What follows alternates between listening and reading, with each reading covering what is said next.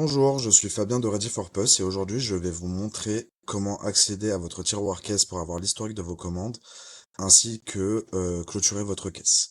Donc tout d'abord, quand nous sommes sur notre matrice, une fois que les tickets sont bien statués en tant que payés, ils sortent de vos encours et vont se loger directement dans le bouton tiroir caisse. Donc on va cliquer sur tiroir caisse. Ici, nous avons donc le dashboard sur lequel vous allez retrouver votre X sur le côté gauche, histoire de contrôler en fait tous vos paiements. Et au milieu, vous allez voir en fait l'historique de vos commandes jour par jour. Donc, tout d'abord, ici, quand je vais par exemple prendre le dernier ticket effectué aujourd'hui, nous voyons en fait que nous avons plusieurs options. On peut tout d'abord envoyer le ticket par mail.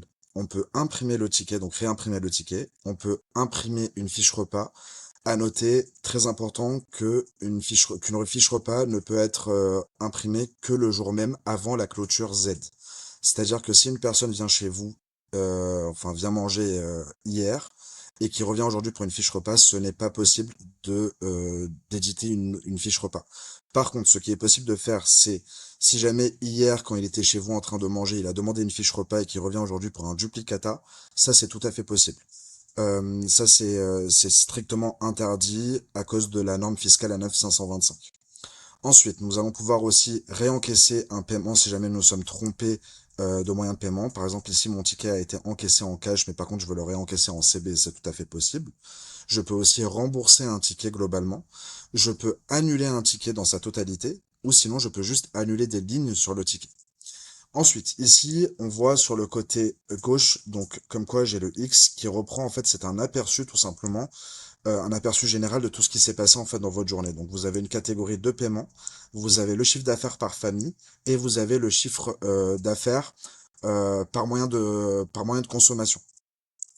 Et bien sûr, vous avez à la fin donc votre CA global et votre CA à emporter. Une fois que vous avez contrôlé tout ça, si vous souhaitez fermer votre caisse, donc il faut cliquer sur fermer en haut à droite, fermer la matrice, on revient sur notre écran d'accueil et cette fois-ci on clique sur gestion de caisse Z globale. D'ailleurs ici vous pouvez voir que ma caisse est ouverte depuis 74 minutes. Donc je clique dessus, on va me demander de me reconnecter pour des questions de sécurité. Et ici donc je vais accéder à mon X et à mon Z. Une fois que mon X est totalement contrôlé, je peux cliquer tout en haut sur le bouton Z clôture caisse. Et ici, en fait, on va avoir un avertissement comme quoi il y a encore un utilisateur de connecté. À noter, très important, que si vous avez des tickets en cours qui ne sont pas encore statués en tant que payés, en effectuant le Z, ça va automatiquement annuler ces tickets-là. Et à noter aussi que le Z peut être automatique ou manuel, c'est-à-dire que nous pouvons mettre en place un Z automatique à une heure prédéfinie tous les jours, ou sinon, si vous préférez, vous pouvez faire votre Z manuellement aussi tous les jours. Donc là, je vais cliquer sur oui. Et là, donc ça m'a clôturé ma caisse et vous voyez bien qu'ici, il y a écrit gestion de caisse Z globale fermée.